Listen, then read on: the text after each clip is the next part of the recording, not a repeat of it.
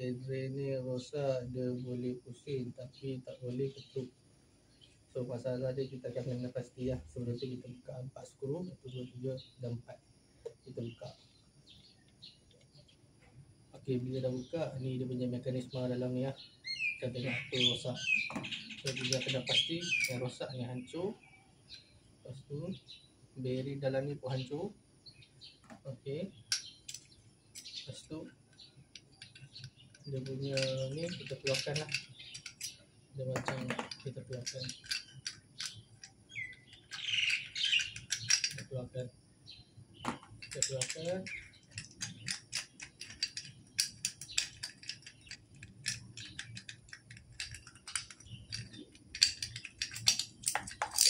Okey. So benda ni pun hancur. Stopper spring dia. Okay, kita akan buat pencucian dia punya ni lah. Cuci dalam ni dengan minyak petrol lah.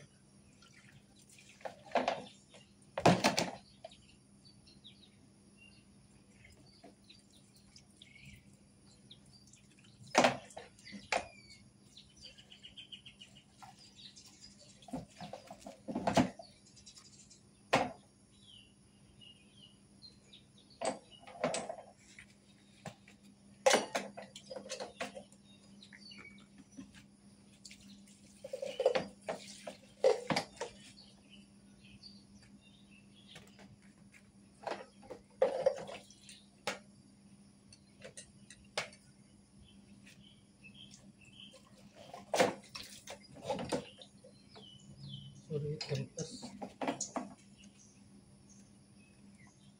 Lepas. Okay, ni barang baru yang kita akan guna pakai lah. Ini dia punya bergerak dia. Ni baru Tengok baru. Tak hancur. Ni yang baru.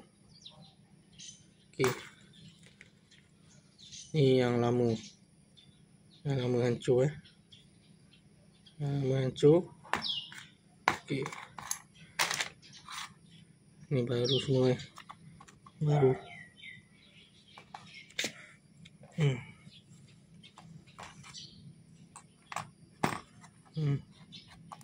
Ni masuk di sini. Bush dia. Bush. Ni bush dia. Bush yang sedia ada hancur. Dia hancur. Bush dia duduk dalam ni. Dia duduk dalam ni. Dia duduk dalam ni.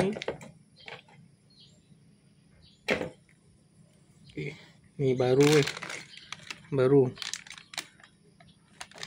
Dia punya kiri kanan. Okay. Yang lama hancur patah. Ni je nama semi prop patah yang lama. Okay. Drain ni itu tahun ni tak boleh tekan, tapi dah repair dah, so boleh tekan lah. Cara check dia tu senang lah.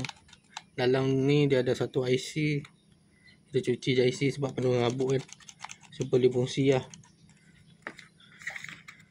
Ni hand grip ni kita ganti baru. Carbon pun kita ganti baru. Ni spring dia. Ni yang baru. Yang baru Okay.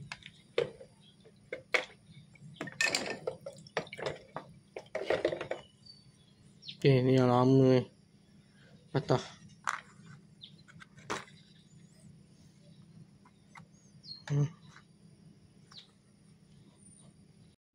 Dah. Okey, cara pasang motor ni kita dah masuk karbon baru. Lepas tu dah masuk klik baru.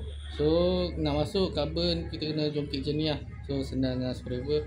Bawah kita masuk dia punya motor ni Kalau tidak susah masuk. Okey, so dah masuk motor ni. Pastikan klik dia dulu lah. Kita dah pasang semua, siap-siap semua. Kita dah tukar barang yang rosak semua. Kita test lah.